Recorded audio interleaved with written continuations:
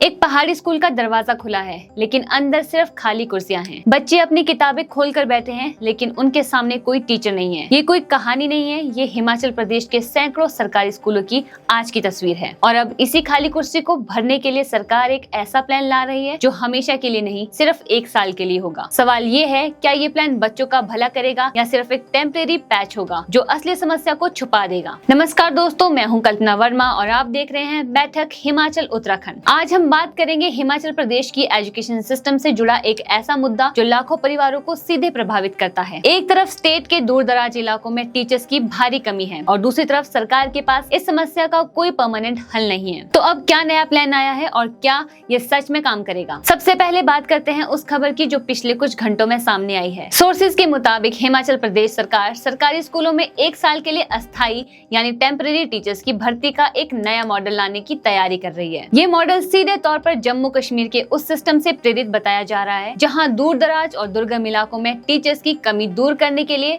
इसी तरह की अस्थायी नियुक्तियां की जाती है। विचार ये है कि जहां परमानेंट टीचर्स पोस्ट नहीं करना चाहते या जहां ट्रांसफर पॉलिसी के चलते लगातार टीचर्स बदलते रहते हैं, वहां हर साल नए सिरे से मेरिट लिस्ट बनाकर 1 साल के लिए टीचर्स रखे जाएं। अब यहाँ एक और इम्पोर्टेंट बात समझना जरूरी है। ये कोई कंफर्म नोटिफिकेशन नहीं है, बल्कि अभी ये प्रपोजल स्टेज में है। विभागीय सूत्रों के हवाले से ये बात सामने आई है कि इस तरह की व्यवस्था तुरंत राहत तो दे सकती है, लेकिन लंबी अवधि में इसके अपने नुकसान भी हो सकते हैं।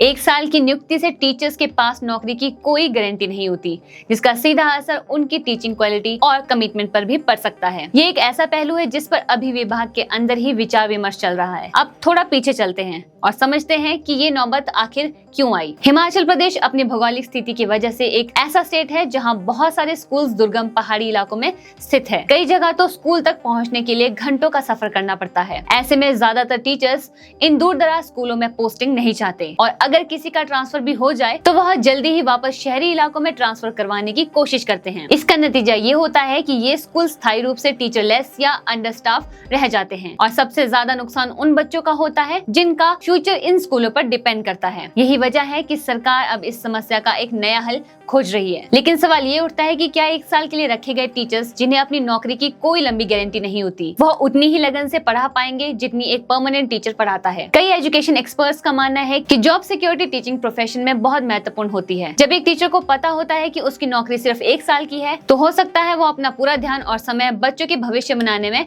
ना दे पाए, क्योंकि उसका खुद का भविष्य भी अनिश्चित होता है। दूसरी तरफ इस मॉडल के समर्थक यह भी दलील देते हैं कि कुछ टीचर्स होना बिल्कुल टीचर्स ना होने से बेहतर है। अगर एक दूर दराज स्कूल में सालों से कोई टीचर्स नहीं है, तो 1 साल के लिए भी अगर कोई क्वालिफाइड व्यक्ति आता है तो कम से कम बच्चों की पढ़ाई का सिलसिला टूटा नहीं रहेगा। उनका कहना है कि यह एक स्टॉप गैप अरेंजमेंट है जो तुरंत राहत देगा, जबकि सरकार धीरे धीरे परमानेंट भर्ती की प्रक्रिया को भी आगे बढ़ा सकती है। इस बीच टीचर एसोसिएशन और यूनियन की तरफ से भी इस प्रस्तावित मॉडल को लेकर मिलीजुली प्रतिक्रिया सामने आई है। कुछ टीचर संगठनों का कहना है कि सरकार को स्थायी समाधान पर ध्यान देना चाहिए, न कि हर साल नई भर्ती और नई मेरिट लिस्ट के झंझट में उलझना चाहिए। उनका तर्क है कि इससे भर्ती प्रक्रिया पर प्रशासनिक बोझ भी बढ़ेगा, क्योंकि हर साल नए सिरे से आवेदन मांगना, इंटरव्यू लेना और चयन करना एक लंबी प्रक्रिया है। दूसरी तरफ कुछ एसोसिएशन लीडर्स यह भी कहते हैं कि अगर सरकार टेम्परेरी टीचर्स को उचित वेतन और न्यूनतम सुविधाएं दे तो यह मॉडल शुरुआती दौर पर कारगर साबित हो सकता है। विपक्ष की तरफ से भी इस मुद्दे पर सवाल उठाए जा रहे हैं। कुछ नेताओं का कहना है कि ये प्रस्ताव सरकार की उन नाकामी को छुपाने की कोशिश है जो परमानेंट भर्ती में देरी की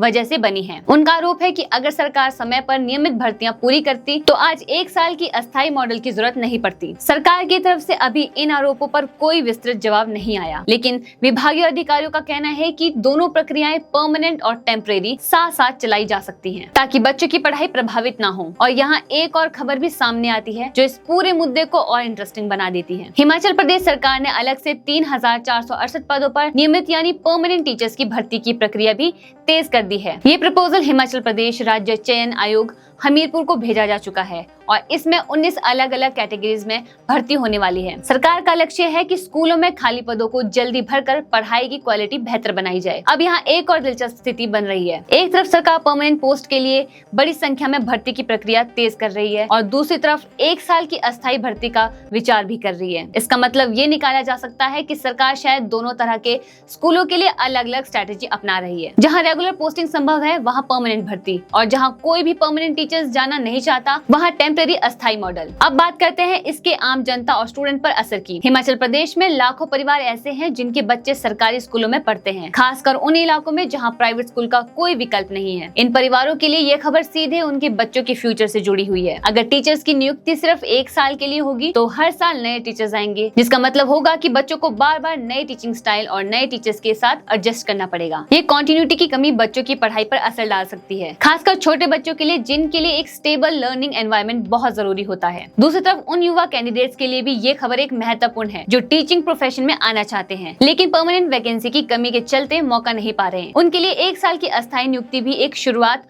हो सकती है, जहां वो अपना एक्सपीरियंस बनाते हुए आगे परमानेंट पोस्टिंग के लिए तैयार हो सकते हैं। लेकिन उनके लिए भी फाइनेंशियल सिक्योरिटी एक बड़ा सवाल रहेगा, क्योंकि 1 साल के बाद उन्हें फिर से नौकरी की तलाश में निकलना पड़ेगा अगर उनका कॉन्ट्रैक्ट रिन्यू नहीं होता। दोस्तों, ये मुद्दा एक पॉलिसी डिसीजन नहीं है, बल्कि ये हिमाचल प्रदेश की पूरी एजुकेशन सिस्टम की बुनियादी चुनौतियों को भी उजागर करता है। पहाड़ी राज्य होने की वजह से यहाँ कनेक्टिविटी, इंफ्रास्ट्रक्चर और रिसोर्सेज की अपनी सीमाएं हैं और इन्हीं सीमाओं के बीच सरकार को एजुकेशन जैसी बुनियादी जरूरतों को हर बच्चे तक पहुंचाना है। ये एक संतुलन बनाने की कोशिश है, तुरंत राहत और लंबी अवधि की स्टेबिलिटी के बीच। अब ये देखना दिलचस्प होगा कि सरकार इस प्रपोजल को कब और कैसे ऑफिशियल रूप देती है और क्या इसमें कोई बदलाव किए जा सकते हैं ताकि टीचर्स को जॉब सिक्योरिटी और बच्चों की पढ़ाई दोनों का ख्याल रखा जा सके। क्या सरकार इन सर्विस टीचर्स के लिए कोई इंसेंटिव स्कीम लाएगी ताकि वह खुशी से दुर्गम इलाकों में जाएं, या फिर यह टेम्परेरी मॉडल ही आगे चलकर स्थायी व्यवस्था बन जाएगा? ये सवाल अभी खुले हैं और इनका जवाब आने वाले महीनों में साफ होगा। तो दोस्तों, ये थी हिमाचल प्रदेश की टीचर्स भर्ती से ताजा खबर और उनका पूरा विश्लेषण। अब हम आपसे जानना चाहते हैं,